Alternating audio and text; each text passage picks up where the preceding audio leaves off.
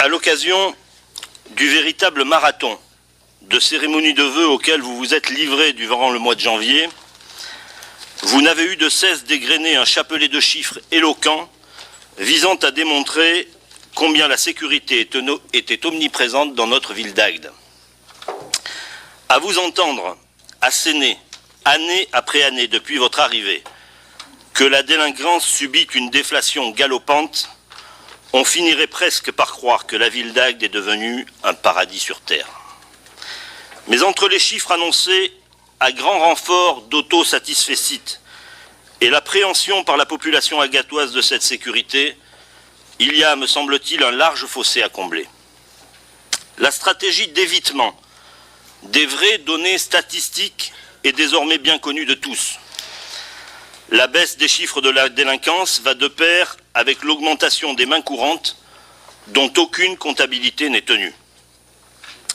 Il s'est créé un tel décalage entre votre discours convenu et la réalité que subissent au jour le jour les habitants du centre-ville d'Agde que certains, à vous entendre, ont encore du mal à croire que vous habitez la même ville que nous.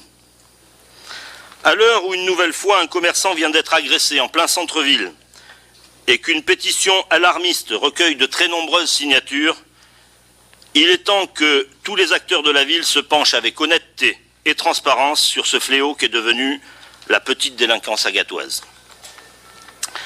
Devant cet épineux problème, je n'userai pas, monsieur le maire, de démagogie politicienne. Vous n'êtes pas le seul responsable, pas plus que le sont les policiers municipaux et nationaux qui font de leur mieux avec les moyens humains qui leur sont affectés. Mais de moyens, parlons-en. Et j'ose le dire, parlons-en sans démagogie. Je vais même jusqu'à aller ne pas contester les diverses baisses de délinquance dont vous vous faites inlassablement l'écho. Même si ces dernières s'avéraient exactes.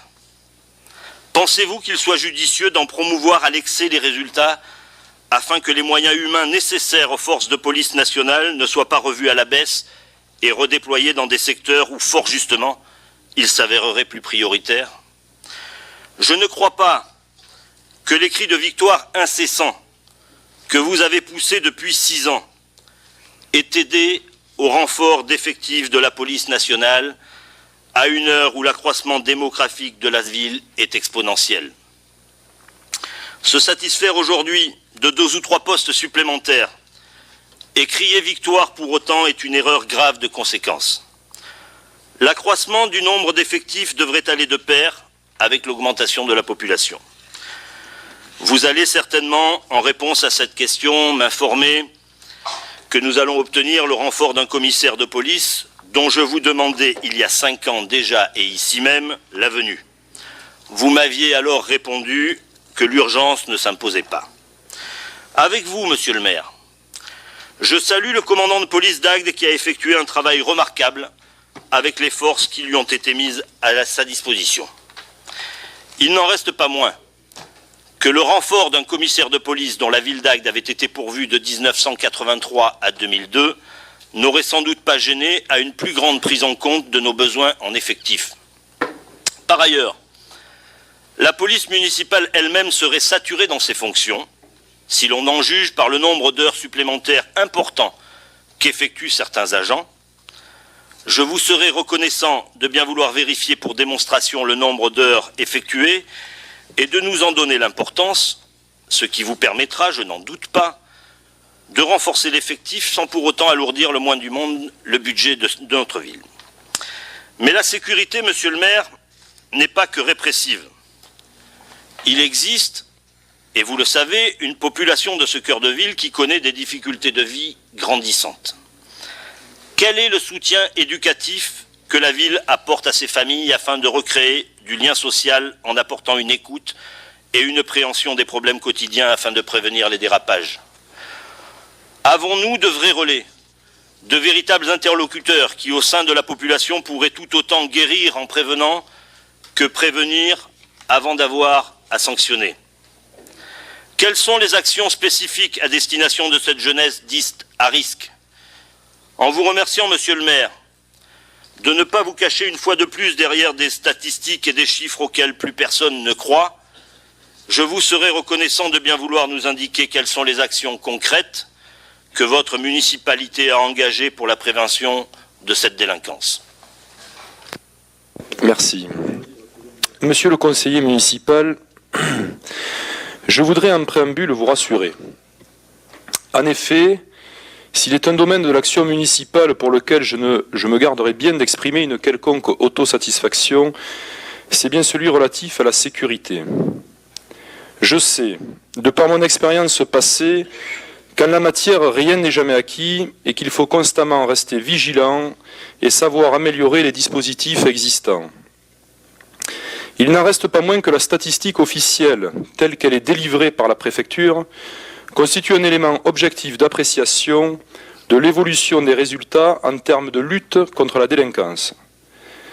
L'objectivité de ces chiffres a été de plus renforcée avec la création de l'Observatoire national de la délinquance, organisme indépendant du ministère de l'Intérieur et qui a pour mission de contrôler la sincérité des résultats présentés.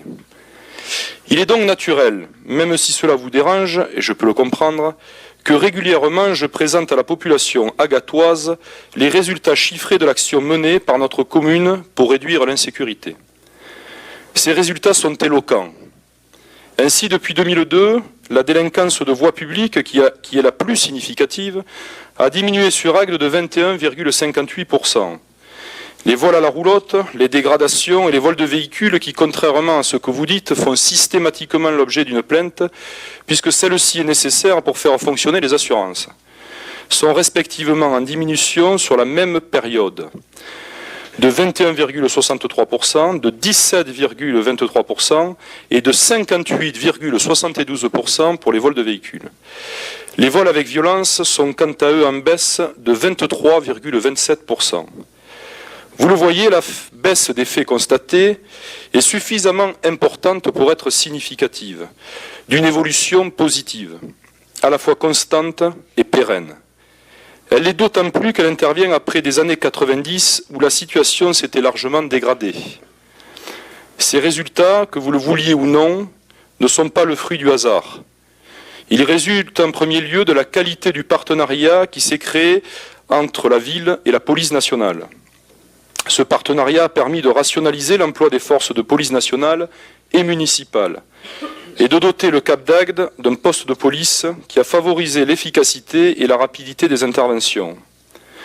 Je vous rappelle là encore, contrairement à ce que vous dites, que depuis 2001, le commissariat de police a été doté de 10 gardiens de la paix supplémentaires et a bénéficié rien qu'en 2006 de la pointe de 2 officiers de police. Aujourd'hui, la brigade anticriminalité, la fameuse BAC, est en capacité d'intervenir la nuit 7 jours sur 7, ce qui n'avait jamais été le cas par le passé. Vous le voyez, l'absence d'un commissaire de police sur Agde durant cette période n'a en rien été préjudiciable à la qualité des moyens qui nous ont été affectés.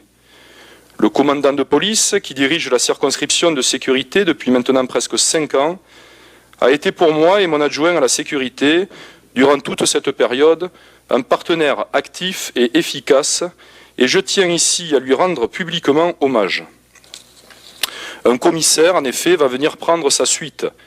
Il sera présent sur Agde dès lundi prochain, pour prendre ses nouvelles fonctions.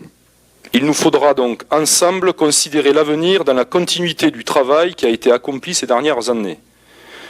Vous évoquez dans votre question orale la situation du cœur de ville, qui, il est vrai, est dans notre cité la moins satisfaisante, bien que là aussi les chiffres de la délinquance soient substantiellement en baisse. Mais, nous le savons tous ici, la communautarisation excessive qui est intervenue dans ce quartier durant là encore les années 90 n'a pas, c'est le moins que l'on puisse dire, facilité une évolution positive de la situation.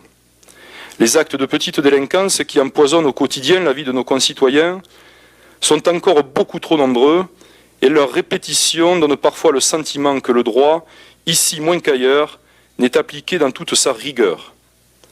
C'est pourquoi il nous appartient de renforcer les interventions conjointes de la police nationale et de la police municipale. C'est ainsi que nous allons multiplier ces prochaines semaines les contrôles relatifs aux nuisances sonores, notamment produits par les deux roues, et que nous allons élargir l'amplitude horaire des patrouilles présentes sur le terrain depuis le poste de police mixte. La Maison de la Justice et du Droit, dont la création a été rendue possible grâce à la volonté et à la détermination du procureur de la République de Béziers, doit nous permettre de réprimer plus efficacement ces actes que l'on qualifie par euphémisme d'incivilité. Pour ce qui est des agressions qui sont le fait dans le cœur de ville d'une toute petite bande d'individus, je souhaite que les mesures d'éloignement les plus radicales soient prises à leur encontre. Je peux vous dire que concernant les deux agresseurs la semaine dernière d'un honnête commerçant du centre-ville qui avait manifesté bien légitimement sa désapprobation quant à leur comportement incivique et irrespectueux d'autrui, l'enquête est sur le point d'aboutir. Je forme d'ailleurs ici le souhait qu'ils soient sanctionnés de manière exemplaire. Vous évoquez aussi, monsieur le conseiller municipal, la nécessité de mener une action non seulement en matière de répression, mais aussi en matière de prévention. Sachez que la prise en compte des jeunes en difficulté ou susceptibles d'être entraînés dans la délinquance est une préoccupation permanente des services de la ville. Ainsi, la Maison de la Justice et du Droit a permis la mise en œuvre d'un partenariat renforcé avec la protection judiciaire de la jeunesse et le délégué du procureur de la République pour les mineurs. L'objectif poursuivi reste qu'aucun acte délictueux commis par un mineur ne reste impuni. L'existence d'une sanction proportionnée et intervenant rapidement après la réalisation des faits étant la première mesure éducative qui doit être prise si l'on veut éviter la multiplication des récidives.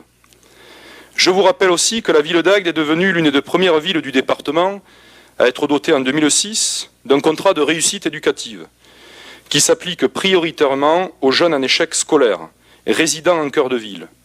Il fait suite au contrat local de sécurité que nous avons élaboré dans le cadre du Conseil intercommunal de sécurité et de prévention de la délinquance qui prévoit, là encore, des actions spécifiques en direction des mineurs avec une cellule de veille éducative, des stages de formation civique et de prévention routière, le développement des mesures de réparation et la consolidation des dispositifs portant sur l'exercice de l'autorité parentale. En effet, le centre de loisirs des jeunes de la police nationale et les chantiers loisirs de la Strève sont autant d'initiatives qui s'adressent en priorité aux jeunes agatois les plus en difficulté. Il ne s'agit plus, comme vous pouvez le constater, de mettre en œuvre des opérations à destination des publics à problèmes venant de l'extérieur, comme ce fut le cas par le passé, et notamment en 1995, avec les individus que certains avaient pris la responsabilité de faire venir des banlieues au plus fort de la saison. Ou comme en 2001, lorsque le gouvernement de Lionel Jospin avait tenté de m'imposer la création d'un centre d'éducation renforcé à l'entrée de notre cité. Monsieur le conseiller, vous le constatez, l'effort entrepris ces dernières années en matière de lutte contre la délinquance est le fruit d'un travail partenarial et réalisé avec l'ensemble des intervenants publics. C'est aussi, et enfin, la conséquence des choix politiques qui ont été effectués par l'actuelle municipalité.